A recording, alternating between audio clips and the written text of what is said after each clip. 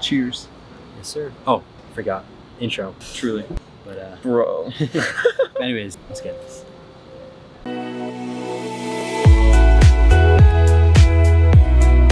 What is vibing? This is Vish, and today we'll be responding to Sadhguru's video on What should a 20-year-old do in life? I'm a meditation coach and I've got hundreds of people on their meditation journeys. If you want a one-on-one session with me, either comment down below or message me on Instagram at VishVibez. Sadhguru is a yogi, mystic, and visionary who's truly helping to enlighten the world. And today, I'm here with one of my best friends, Keith. Want to introduce yourself? Hey, my name is Keith. Keith_Lau on Instagram and TikTok. I have a digital media agency, Hook Media. You can find us at Hook Media Marketing on Instagram or at Hook Media on TikTok. Check him out. With that, let's get straight into the video.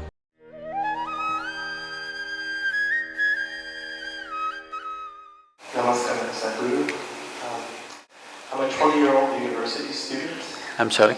I'm a 20-year-old university student striving to live a life of truth, involvement, fulfillment. How should I and people my age balance the inner path with the outer world? Be it going to med school, getting a professional career, or spending more time at the ashram?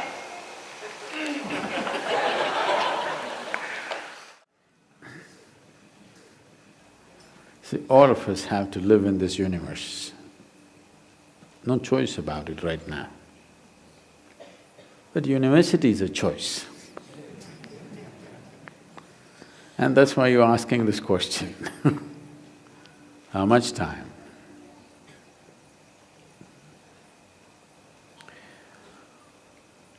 Education is of value to do certain things.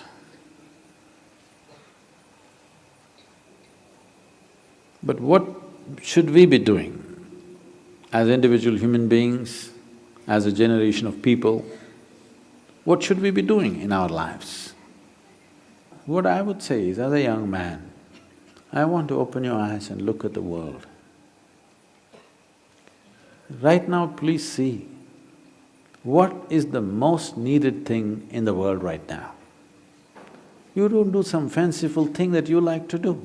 You must do what's most needed, isn't it? Isn't it so? If you get carried away by situations, people become like this, it's useful but it is not the basic thing. Today you saw a train burning, so you want to become a firefighter. Tomorrow you saw something, you want to become that. In reaction, in emotional reaction, you choose to become something. It could be useful on some level. But now, when most young people cannot think, you're thinking, what should I do with my life? When such a thought has come, I would say spend little more time on it. Not being influenced by anybody or anything, simply look at it. What is it that the humanity needs most?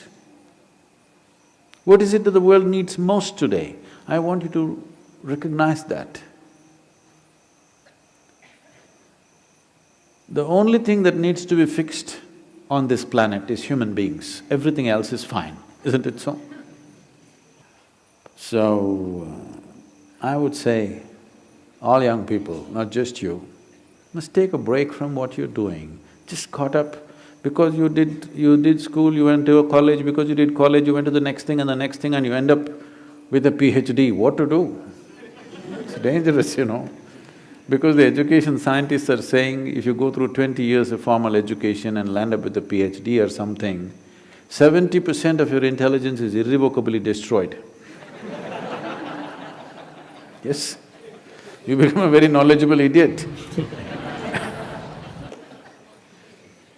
And today knowledge has no use because whatever a PhD holder knows, a high school kid can open the internet and talk the same language.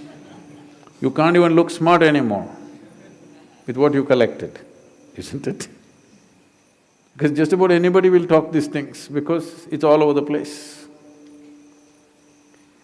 So are you preparing for a university or the universe? That's where you have to live, unless you want to become an academic. I'm not saying these things are wrong. But human beings, sensible human beings must invest their life towards what is needed most, isn't it? Not some fanciful thing that I want to do or you want to do. You can do whatever, joyfully or miserably, isn't it?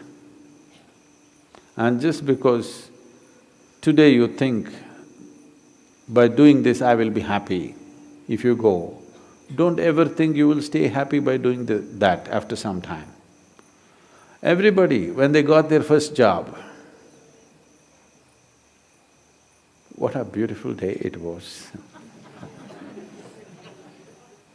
You went to this mangy little office, sat there and wow, how it felt. But after a few years, sitting behind the same table, it's taking your life. The same job, the same marriage, the same situations, they're taking your life. At one day it looked like heaven, after some time it looks like hell, isn't it? Not because there's something wrong with those jobs, simply because you're doing it for the wrong reason.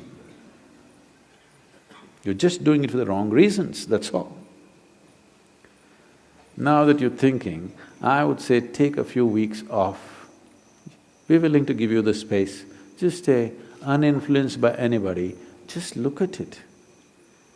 There are many things you will want to do right now because of immediate compulsions. You're broke right now, you think the first thing is to find a job. Or some other compulsion within you think the first thing is to do this.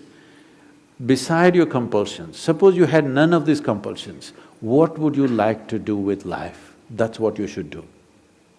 You should not decide your life and the course of your life based on immediate compulsions. You decide in your life, if you do this for 100 years and look back, after 100 years if you look back, is it still worthwhile? You do that. There are many others who would like to be you. Oh, I wish I was 20 and I wish I could think what to do at that time I did something. There are any number of people here. Now that you're 20 and you're fortunate that you're thinking and it's fortunate that you're here, it's time you think straight before you do anything. Wow, that was just yet another beautiful video and nugget of wisdom shared by Sadhguru. Very grateful for this because me being 22 years old at this point and Keith being 21, so we're not too far from that age. And so I was able to relate to this question at many levels. Questioning what the point of life is or what should I do with life and this and that, all sorts of questions are natural to pop and I think that's okay. Being curious about life is of necessity to being able to even being ignited towards finding these answers out. Now, I love the way he approached this question too. One thing I've learned from Sadhguru is that he never directly answers questions. He always gives you a direction. And the same principle applies to spirituality or path towards consciousness because a lot of these things are above the mind. You can't really talk about it in terms of a single word answer or a single sentence answer. It's all about experiencing the answer, experiencing the truth. The truth can be expressed, but I think, at least from what I've learned, the best or most optimal way is giving directions. So that way the individual can experience it themselves. Truly experiencing the truth, whatever truth it is to whatever question, will yield the best results for exploration, especially at the inner self level. So very grateful for that approach that he took. And it was really cool to see how he connected the universe to the university. So he said right now, you're trying to explore the university, but instead I recommend you explore the universe. So it helps you broaden the horizons of the mind and really be open to life itself. Now, a lot of people, including very close friends of mine, or even just the parents, for example, always bring up the privilege that we have to even be thinking, for instance. And I do want to acknowledge that. I do come from a privileged background to where I do have food to eat, I have shelter, I have clothes, I can shower every single day, and not all of us are as privileged, so I do want to really acknowledge that. With that being said, at the same time, I think how you use the privilege matters too. So using the privilege as a justification to you should only do university or only do this, only get this 9-to-5 job. Those are, I feel like, just strict unconscious rules, provided with the best of intention, but not the best of results.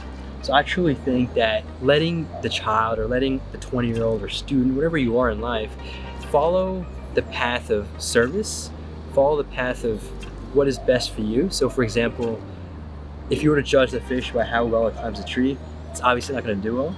And so it's really important to gauge and to provide what is optimal for each individual. This one really hit home. There was a lot of really good stuff in there. As Vish mentioned, I'm 21. I have a 2-year-old daughter, or almost 2 years old. Her birthday is 8 days after mine, so I was 8 days shy of being a statistic. But being a 20-year-old dad really didn't give me a lot of room for bullshit. So I had to actually, and I've always been very aspirational. I've had a lot of very concrete dreams about what I want to do with my life.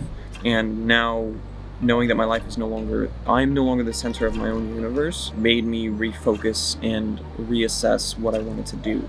I actually met Vish at UT, at university. Hokum? Hokum.